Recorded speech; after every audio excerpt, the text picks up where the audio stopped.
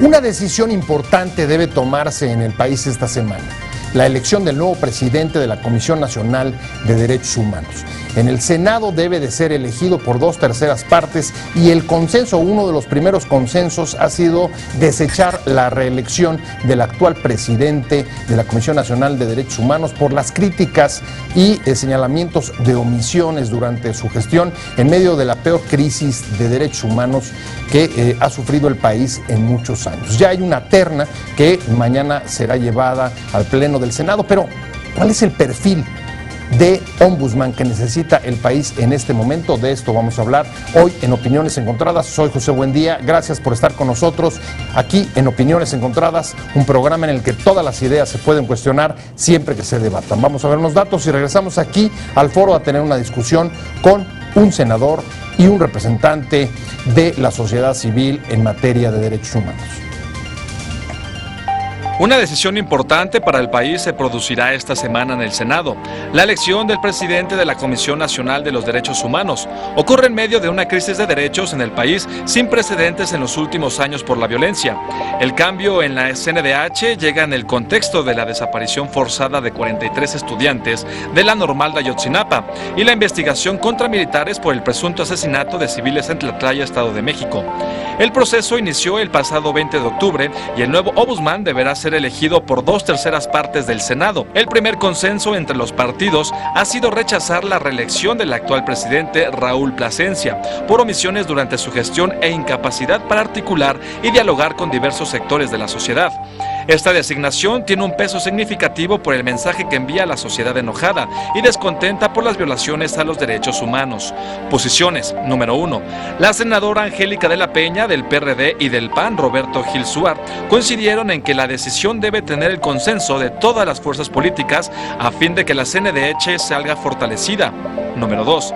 El senador del PAN, Javier Corral, aseguró que la grave crisis de derechos humanos que se vive en México imposibilita la permanencia de Plasencia otros 5 años de la CNDH. Número 3. Perseo Quirós, director ejecutivo de la Oficina para México de Amnistía Internacional, manifestó que la situación en el país obliga a los senadores a contribuir para que la CNDH sea un organismo más garantista, o de lo contrario seguiremos acumulando problemas. Número 4. La senadora priista y secretaria de la Comisión de Derechos Humanos del Senado, Diva Gastelum, asegura que se trata de un proceso despersonalizado y despartidizado. Estamos de regreso en Opiniones Encontradas. Vamos a arrancar nuestro programa. ¿Cuál es el perfil que necesitamos de ombudsman en este país en un momento especialmente grave por la crisis de derechos humanos que vivimos en este momento? Y para discutir sobre el tema, me da mucho gusto que esté con nosotros la senadora del PAN, secretaria de la Comisión de Derechos Humanos en el Senado, Adriana Dávila.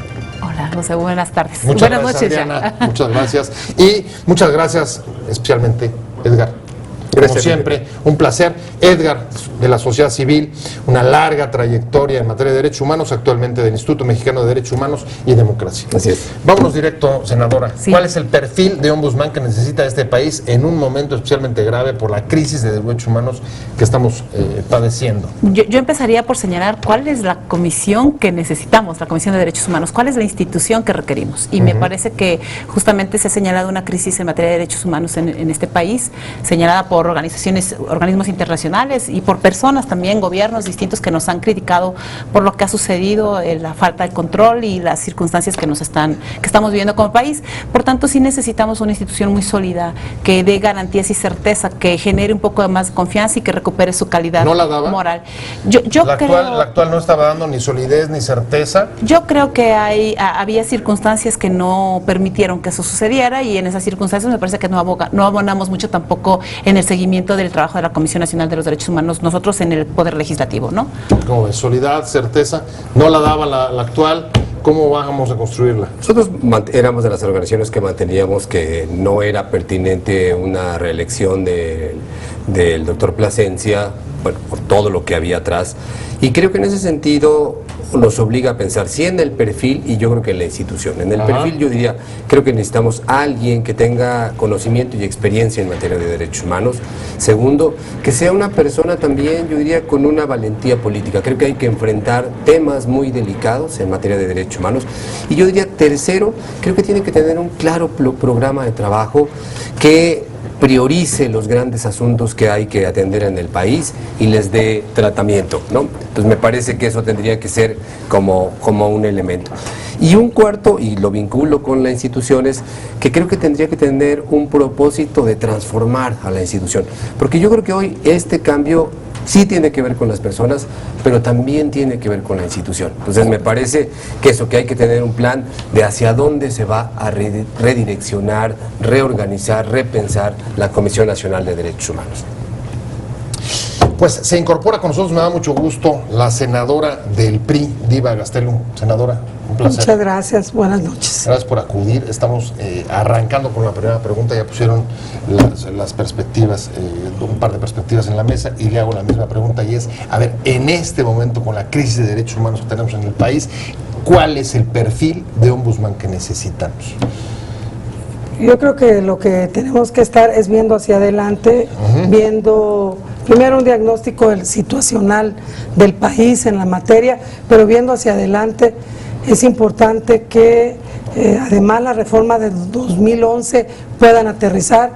Es muy importante también que podamos revisar la legislación que hay en la materia, porque en el 2011 se dieron algunas indicaciones que todavía no se han cumplido, y sobre todo una visión muy clara en donde podamos resolver nuestros problemas en México y no seamos clientes frecuentes de la Corte Interamericana de Derechos Humanos.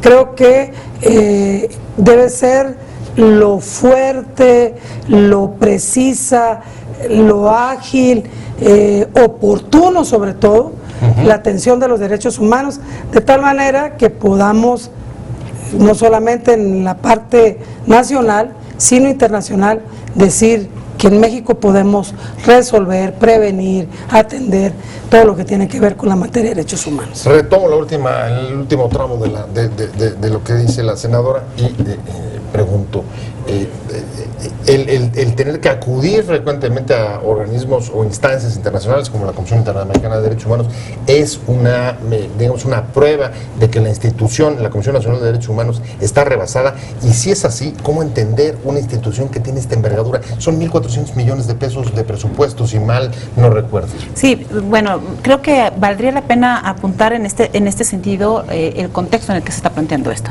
Y a mí me parece fundamental, y lo dijeron varios de los aspirantes que participaron en sus comparecencias, que la mejor política exterior que podemos hacer es la política interior. Y eso implica tener certeza y seguridad y confianza en las instituciones. Se tiene una desconfianza por parte de los ciudadanos, justificada también, yo lo creo, por la falta de solución de sus problemas en todos los sentidos. Y tampoco hemos hecho lo suficiente en materia de prevención, tampoco hemos hecho lo suficiente en el seguimiento, por supuesto, de la implementación de la reforma constitucional de 2011, y las lagunas que hoy tenemos incluso fueron parte del motivo de la discusión que tuvimos al interior cuando sacamos la convocatoria, ¿no? Creo que eso es fundamental. El Poder Legislativo, que es la parte en la que nosotros estamos participando, creo que le ha faltado darle seguimiento a esa aplicación.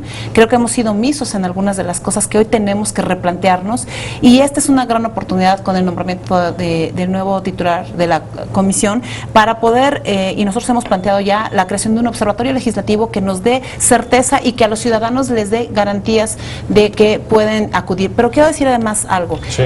Creo que hay cosas que se resuelven con el proceso legislativo, pero hay otras cosas que tienen que ver con tipo voluntades que tienen que establecerse, y me parece que mientras no exista esa parte de la voluntad de cumplir con los mandatos que se están generando por parte de todos los gobiernos, y yo apuntaría especialmente a una revisión concreta en las entidades federativas con gobiernos municipales y gobiernos estatales, más allá de lo que tenemos que hacer nosotros en el gobierno federal o en el seguimiento del gobierno federal, creo que es fundamental. Ejercicios de esta naturaleza tendrían que repetirse en las entidades federativas.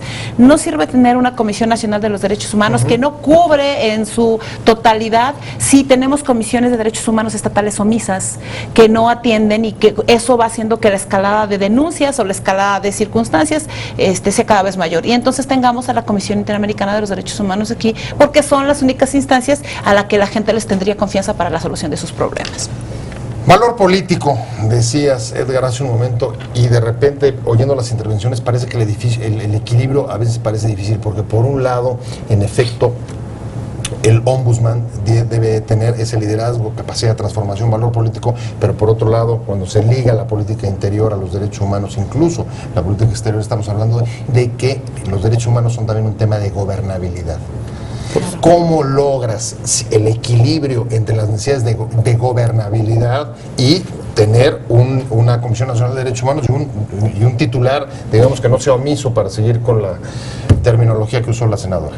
Pues yo creo que haciendo primero uso de todas las herramientas que actualmente tiene derivadas de la reforma constitucional en materia de derechos humanos y de la ley. O sea, tiene una veintena de facultades que el tema es que están subutilizadas. O sea, tienen la posibilidad de recibir quejas, tienen la posibilidad de emitir recomendaciones, la posibilidad de hacer informes especiales, recomendaciones generales, observaciones, propuestas legislativas, acciones de inconstitucionalidad. O sea, tiene un bagaje de posibilidades que me parece que no están subutilizadas. Y no significa que la CNDH se vuelva un enemigo del Estado. Es un órgano de Estado, pero entonces lo que tendría que estar planteando es una serie de propuestas que resuelvan casos individuales, pero que empiece a proponer políticas de largo aliento de cómo transformamos las instituciones, cómo generamos nuevas prácticas y cómo le damos consistencia y efectividad al tema de los derechos humanos. Ese tendría que ser el gran propósito, darle efectividad a los derechos humanos, porque si no se vuelve un bonito discurso. Todo el mundo habla en favor de los derechos humanos, pero estamos en la crisis actual. Entonces, hay un gran problema, un discurso que no baja a lo concreto, a lo cotidiano, a la aplicación, y me parece que ese tendría que ser la gran contribución de la CNDH, satisfacer a las víctimas en cuanto a garantía y respeto de protección a sus derechos humanos y contribuir a mejores condiciones para el ejercicio de la gobernabilidad en el país. Senador, ¿está de acuerdo en que ha habido una subutilización de los recursos de la Comisión Nacional de Derechos Humanos y quizá en ese sentido es lo que ha abierto la puerta a ir a otras instancias, o es un problema de mayores leyes o mayor regulación? Bueno, lo que yo creo que estamos ahorita en una gran posibilidad. Yo a hacer juicios de valor no entraría en juicios de valor, porque creo que lo que se ve no se pregunta. Entonces, o sea, es evidente. Sí. Lo interesante aquí es cómo podemos entre todos, porque el tema de los derechos humanos no puede recaer solamente en el humus person, no solamente en él. Creo que no solamente el acompañamiento de víctimas, ¿por qué esperar que sea víctima? ¿Por qué no desde antes ver todo lo que se puede hacer? Que además lo puede hacer la Comisión Nacional de los Derechos Humanos. Toda esta culturización que nos falta, pero bastante. Lo que estamos viendo enfrente es que no hay un apartado preventivo, no hay esta parte que nos puede sanar las heridas que son tan graves, tan profundas, tan agudas, que no podemos responsabilizar solamente una persona. Estamos en una gran posibilidad. Es un asunto institucional. Es una gran posibilidad. Lo dijo la senadora Adriana. Las audiencias públicas nos dieron luz en muchas cosas. Cuando recibimos a la sociedad civil, nos logramos poner de acuerdo. Ellos nos dieron así como una ruta de navegación, porque ellos ven muchas cosas que nosotros no alcanzamos a ver. Porque, hay que decirnos, nosotros de repente vemos solamente la parte de la política. Ellos ven mucho más allá. La parte, digamos, de la gobernabilidad. Sí, y también, sí, pero también cosas que ellos, no teniendo la obligación de hacerlo, van hasta el fondo de los asuntos. No hemos llegado hasta el fondo del asunto. Entonces tenemos enfrente una gran posibilidad de no seguir revolcándonos en el dolor que nos causa lo que está pasando ahorita, sino prever que esto crezca más. Porque esa es la gravedad. ¿Qué es, o desde su punto de vista, qué es lo que tiene que hacer el nuevo ombudsman y la nueva Comisión Nacional de Derechos Humanos que surja de este planteamiento para que no vuelva a ocurrir pues fenómenos tan tristes como tragedias tan tristes como Tlatlaya o como el caso Iguala. Quisiera ser reiterativo en algunas de las cosas que planteó la senadora Diva Gastelum, porque me parece que es fundamental. Este es el órgano autónomo, el único órgano autónomo que decidimos en el que la cabeza es una persona. A diferencia del IFAI o de cualquier otro... No es colegiado. No es colegiado. Pero se ha dejado de ver algunas de las partes que la propia reforma establece, caso concreto Consejo Consultivo, que me parece que está ahí sí creo siendo subutilizado. Tenemos perfiles muy importantes, muy profesionales que tenemos que plantear. ¿Qué me parece fundamental? Que se vea el tema de derechos humanos integral. ¿Desde cuándo tenemos derechos humanos? Pues desde que nacemos. Hay quienes desde, como mi partido, pensamos que desde la concepción, ¿no? Pero desde que nacemos tenemos derechos humanos y me parece que esto conlleva a una serie de obligaciones. Un derecho implica también un proceso de obligación. Y creo que en esa reconstrucción la Comisión tiene una gran tarea, no solo en el proceso de capacitar a los funcionarios, porque los funcionarios también tienen derechos humanos, los policías también tienen derechos humanos, los militares también tienen derechos humanos. Entonces, en la parte de capacitación, por supuesto, empezar a hacer un proceso integral, pero también en la parte de corresponsabilidad de todos los poderes. Y estoy hablando del Poder Judicial, estoy hablando del Poder Legislativo y estoy hablando del Poder Ejecutivo y Legislativo, en la implementación y en el seguimiento de las cosas que se están haciendo. No puede una institución sustituir a otras. Y a lo que voy es, no puede ser la Comisión Nacional de los Derechos Humanos la sustitución de la defensa de tus propios derechos que te da la política pública. Y eso me parece que es fundamental. Creo que hay que aprovechar, el presupuesto ya lo has planteado, valdría la pena, a lo mejor yo no sé si es alto o no, yo creo que hay que utilizarlo correctamente y que tenga esos resultados que valen la pena obtener en el trabajo que tiene que hacerse cotidiano. No solo se trata de foros, de cursos o eventos, se trata de una capacitación e información formal que nos permita establecer ese principio que fue motivo específico de la reforma del 2011, que es el principio pro persona. De ahí partió todo, ¿no? No es las instituciones, el tema pro persona es ver a los seres humanos en lo individual, y creo que ese es el gran reto que tiene él o la nueva titular, no sabemos, esperemos que mañana podamos nosotros traer un acuerdo que nos ayude a que quien esté al frente cuente, por supuesto, con la exigencia de lo que tenemos que dar en seguimiento, pero también con el respaldo, porque creo que se ha confundido mucho, y yo espero no hacer un comentario políticamente incorrecto, pero quiero decirlo con todas sus letras, que es, se ha confundido mucho como si la CNDH fuera el activismo de las organizaciones civiles, y creo que hay que hacer la diferencia muy clara. Las organizaciones civiles tienen un papel fundamental, que es el seguimiento, hacen eso, activismo, generan condiciones y establecen mecanismos y rutas críticas, pero la CNDH son servidores públicos.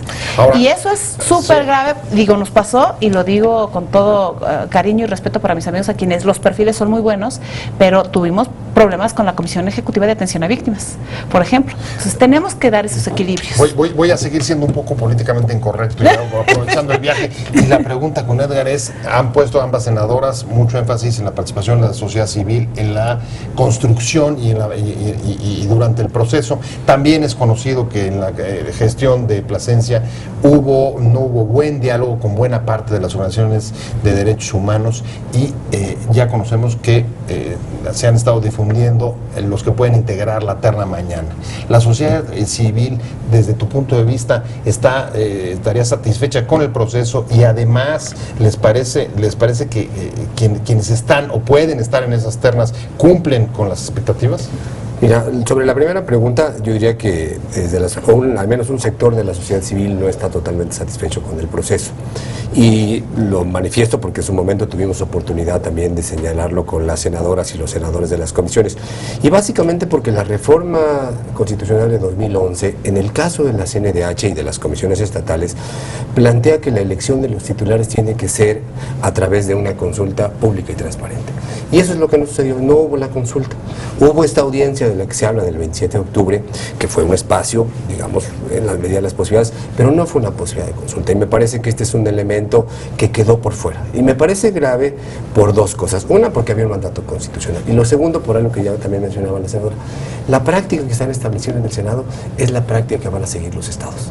y entonces los estados no van a hacer consulta a la hora de elegir a sus titulares. Entonces me parece que se sienta en ese sentido un mal precedente que no se hayan ajustado a este proceso de participación. Y yo diría, y esto ha tenido más, digamos, otros elementos. Creo que el otro elemento que nos dejó insatisfechos es que no haya habido unos criterios claros y públicos de cómo se iban a evaluar cada una de las candidaturas, ¿no? O sea, en la convocatoria hay dos criterios que se plantean. Uno es su propuesta de trabajo y lo segundo es las respuestas que dieran a las preguntas que se hicieran durante las comparecencias. Pero esos son criterios totalmente abiertos. Creo que se requieren criterios mucho más específicos y más detallados que nos permitan evaluar finalmente el proceso que han seguido. Entonces yo creo que pondría estos elementos, creo que habría otros, pero sí creo que no quedamos satisfechos. Y aquí lo que planteo, nosotros asumimos también con responsabilidad las organizaciones civiles que en esa distancia con el actual titular de la CNDH, nosotros creo que tenemos que asumir una responsabilidad. Creo que dejamos de lado y dejamos de observar y de vigilar a la CNDH. Pero no de ahora, yo diría, creo que es un tema que venía desde la gestión anterior de los soberanes, entonces que se fue agudizando, que creo que ahora tocó fondo. Entonces sí creo que a nosotros como organizaciones civiles nos va a tocar, resulte electo quien resulte, creo que tener una vigilancia muy rigurosa, muy estrecha del desempeño. Y recomponer, digamos, la interlocución. Y recomponer la relación, por supuesto. Hay un tema que me preocupa, senadora, mucho, derivado de las dos intervenciones anteriores, que es de los planteamientos que se han hecho durante este proceso, cómo entrarle a las comisiones estatales. Porque ahí, senadora, simplemente hay que ver, digo, el rol y el papel que han jugado en algunas de las tragedias a las que se refería, pues, que han sido, digamos, que bastante poco relevantes. Bueno, hay un principio de derecho muy claro, dice que el que tiene lo más tiene lo menos. Si nosotros tenemos capacidad de poder resolver lo que he venido escuchando, que para mi punto de vista, consulta, yo lo puedo consultar a usted. Sí. Y esto es una consulta. El tema es el método. Y el método fue el que nosotros asumimos. Pero yo entiendo que sí hubo un compromiso, porque lo hubo. Hubo una dificultad muy seria para el tema de la convocatoria. ¿Qué es lo que tenemos que hacer? Está muy sencillo. No se trata de complicar la elección, se trata de resolver un problema. Si complicamos más, igualito debe de suceder en los estados, porque lo importante aquí es que los derechos humanos no cambian de un estado a otro. Los derechos humanos son universales, y no es un tema en Durango, pues cuestan por decirte, cuestan 3 pesos, y no, pues en Nuevo León porque es industria, no.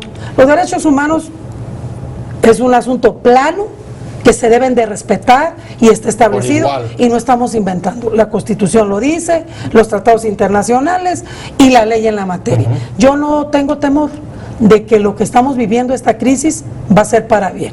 Yo no le apuesto a para mal, porque si usted revisara todo lo que yo he recibido en redes, o sea, es para asustar. Sí, claro. Hay gente que le gustaría que esto se incendiara.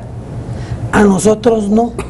Muy al contrario, lo que nosotros queremos es que sirva para el propósito que fue establecido. Y el propósito que fue establecido es que el árbitro saque tarjeta amarilla y roja y pueda decir lo que corresponda. No pueda permanecer viendo a los jugadores pelearse, sino sacar, perdón por lo coloquial del ejemplo, clarísimo. Pero de eso se trata. Sí. Los derechos humanos no los puede inventar ninguna sociedad civil.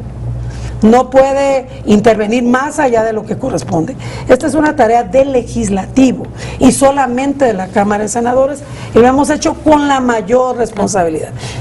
¿Qué requisitos pedimos? Primero, despojarse de los rollos que cada quien tenemos. Somos como una tranca palanca, unos a un lado y otros en el centro, y despersonalizar. A mí no me ha podido usted sacar el nombre de nadie, porque yo no he venido. Yo tampoco he hecho ninguno. Sí, no he venido a hablar de personas. Correcto. Aquí se trata de la sociedad. El homus persona tiene que tener la habilidad, no de transitar con la sociedad civil organizada. El pro persona, que dijo Adriana, es el que nos importa a nosotros, no en lo global. ¿Cuántas violaciones de derechos humanos habrá al día que no conocemos? Ahorita estamos parados con 43, pero ha habido fosas. Es una historia No, bueno, pues de ahí está, terror ahí sí en el están tema los, de... ahí sí están los datos de la propia Comisión Nacional de Derechos Por Humanos. eso. 24,000 de 2005 a 2013. Hay una historia o sea, de terror para atrás tal cual. que no nos sirve seguir arremolinándonos y hacer juicios. Tenemos enfrente una gran posibilidad de hacer las cosas bien. La sociedad civil con una de las partes, no es el total de las partes, pero también el Homus Persona cerca del Senado.